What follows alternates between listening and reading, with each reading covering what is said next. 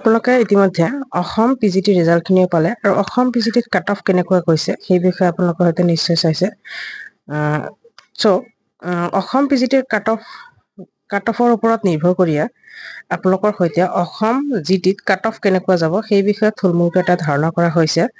আপোনালোকৰ সৈতে সেই ধাৰণাতে আলোচনা কৰিব বিচাৰিছো আৰু আপোনালোকৰ ধাৰণাখিনি যদি মোৰ ধাৰণাৰ লগত মিলে তেনেহ'লে নিশ্চয় চেনেলটো ছাবস্ক্ৰাইব কৰি দিব আৰু লগতে নিজৰ বন্ধু বান্ধৱীৰ লগত শ্বেয়াৰ এটা কৰি দিব। আহক আমি আলোচনা কৰো যে অসম জিটিতনো কাট অফ কেনেকুৱা যাব। মই আগতে এটা ভিডিঅ' বনাইছিলো অসম জিটিত কাট অফ কেনেকুৱা যাব পাৰে সেই তাতে মই কৈছিলো এৰাউণ্ড আপোনালোকৰ জেনেৰেলৰ কাৰণে আৰ্টছৰ জেনেৰেলৰ কাৰণে আপোনালোকৰ অসম জিটিত প্ৰায় 70 মান যাব। এৰাউণ্ড কৈছিলো এৰাউণ্ড ইয়াতে হয়তো অলপ 2-3 মাৰ্ক এটা কমো হ'ব পাৰে 2-3 মাৰ্ক এটা বেছিও হ'ব পাৰে। কিন্তু যিটো আপোনালোকৰ পিজিটিত কাট অফ গ'ল ইয়াৰ ওপৰত ভিত্তি কৰি যদি চাওঁ আপোনালোকৰ হয়তো 70 ইমানো নাযায়, হয়তো ইয়াতকৈ আপোনালোকৰ কমো যাব পাৰে। এৰাউণ্ড আপোনালোকৰ 65 ধৰিব পাৰে। জেনেৰেলৰ কাৰণে আপোনালোকৰ 65 আপোনালোকৰ ধৰিব পাৰে যে আপোনালোকৰ এইটো জেনেৰেলৰ কাৰণে মাত্ৰ। আৰু বাকী আপোনালোকৰ কাষ্ট ৱাইজ যিহেতু বেলেগ বেলেগ হয়, যিমান তললৈ নামিব সিমান কম যায়। যিহেতু SC OBC কাৰণে হয়তো আপোনালোকৰ 57 to 60 এনেকুৱা যাব পাৰে।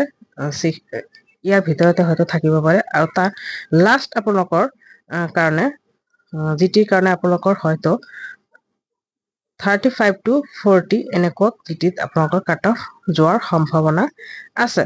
আৰু তাৰপিছত আপোনালোকৰ সেইটো কাষ্ট ৱাইজ কৈছো এইটো লাষ্ট আপোনালোকৰ আৰু জেনেৰেলৰ কাৰণে আপোনালোকৰ এৰাউণ্ড 65 বুলি কৈছো। আৰু তাৰপিছত আপোনালোকে যদি মেথছৰ কাৰণে যায় যে মেথছৰ কাৰণে আপোনালোকৰ জিটিত আপোনালোকৰ কিমান কাট অফ যাব সেই বিষয়ে যদি কয় তেনেহ'লে আপোনালোকৰ মেথছৰ কাৰণে আপোনালোকৰ জিটিত কাট অফ যোৱাৰ সম্ভাৱনা আছে প্ৰায় ধৰক 60 to 65।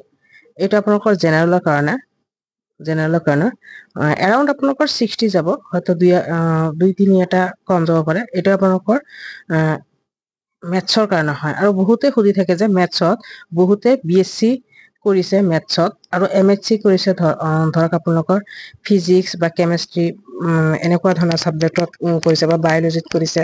তেনেহ'লে সিহঁতে এই যদি পাছ কৰে মানে চিকিউৰ নাম্বাৰ এটা যদি পায় তেনেহ'লে চাকৰিখিনি পাবনে নাই। চাওক জিটিৰ কাৰণে যিহেতু আপোনালোকৰ MSc নালাগে, অকল BSc হে লাগে। সেইকাৰণে আপুনি নিশ্চিন্তে মনে থাকক। যদি BSc আপোনালোকে মেথছত কৰিছে তেনেহ'লে নিশ্চয় আপুনি চাকৰি পাবলৈ সক্ষম হ'ব, কিয়নো MSc মাৰ্কখিনি আপোনালোকৰ নাচায়।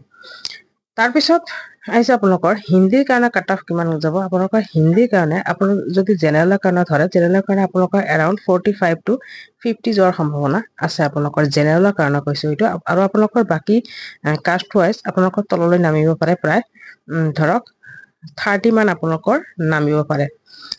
বেলেগ কাষ্টৰ কাৰণে কৈছো ধৰক STPৰ কাৰণে কৈছো এইটো। STPৰ কাৰণে STICৰ কাৰণে কৈছো এইটো। হয়তো বা আপোনালোকৰ 30 মানো নামিব পাৰে। তাৰপিছত আপোনালোকৰ আহিছে আপোনালোকৰ সংস্কৃতৰ কাৰণে আপোনালোকৰ জেনেৰেলৰ কাৰণে আপোনালোকৰ 50 মান ধৰিব পাৰে। এইটো সংস্কৃতৰ কাৰণে হয়। সংস্কৃতৰ জেনেৰেলৰ কাৰণে আপোনালোকে 50 মান ধৰিব পাৰে। আৰু বাকী কাষ্ট ৱাইজ আপোনালোকৰ 30 মান তললৈ নামিব পাৰে। আশা কৰিম আপোনালোকৰ ভিডিঅ'টো চাই ভাল লাগিছে। আৰু যদি আপোনালোকৰ ধাৰণাৰ লগত যদি এই ভিডিঅ'টো যদি মিল খায় তেনেহ'লে নিশ্চয় আপুনি নিজৰ বন্ধু বান্ধৱীৰ লগত শ্বেয়াৰ কৰি দিব আৰু চেনেলটো নিশ্চয় ছাবস্ক্ৰাইব কৰিবলৈ নাপাহৰিব। আৰু আপোনালোকৰ ৰিজাল্টৰ বিষয়ে মই ভিডিঅ' এটা বনাইছিলো আগতে। ইয়াৰ আগৰ ভিডিঅ'টো হয় ৰিজাল্টৰ বিষয়ে যে ৰিজাল্ট কিমান দিনত দিব। আপোনালোকে ৰিজাল্টখিনি আপোনালোকৰ 15 জুনৰ ভিতৰত দিয়াৰ সম্ভাৱনা আছে। মাজতে এটা কি আছিলে যে 5 জুনত হয়তো ৰিজাল্টখিনি দিব পাৰে আপোনালোকৰ জিটিৰ কাৰণে, কিন্তু এনেকুৱা নহয়। 5 জুনত জিটিৰ কাৰণে ৰিজাল্ট নিদিব পাৰে, কিয়নো আপোনালোকৰ PGTৰ কাৰণে যিহেতু ভেৰিফিকেশ্যন আছে আৰু লগতে আগত যিহেতু 7 তাৰিখত আপোনালোকৰ ঈদ আছে, যাৰ কাৰণে আপোনালোকৰ হয়তো 15 তাৰিখৰ আগত আপোনালোকৰ ৰিজাল্টখিনি পাই যাব। আৰু PGTৰ কাৰণে আপোনালোকৰ ছেকেণ্ড লিষ্ট এটা ওলাব, কিয়নো PGTৰ কাৰণে বহুতে ফেক ডকুমেণ্টছ দিছিলে, ফেক নম্বৰখিনি এড কৰি পেলাই আপোনালোকৰ কি কৰিছিলে বহুতে এপিয়াৰিং যিহেতু আছে। আপোনালোক আশা কৰিম আপোনালোকৰ